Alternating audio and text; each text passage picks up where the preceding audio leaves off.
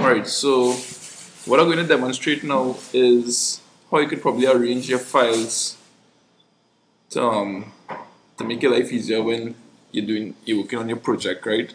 So most likely in class we'll have we'll be working like on sample files and you'll be working on your project files. But what we want to do is set up a proper directory structure.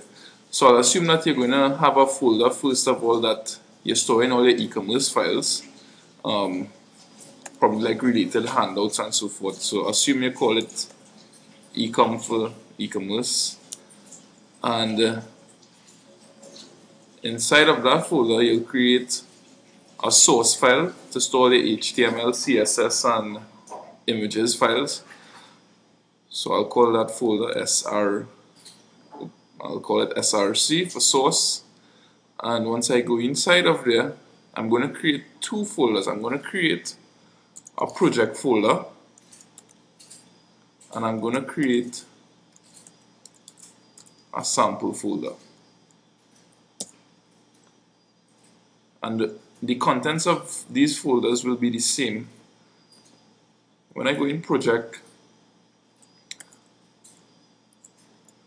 I'll create a HTML file. All my HTML files will go inside of there. I'll create a CSS folder for my CSS scripts, and I'll create an images folder to store images related to the website or my application.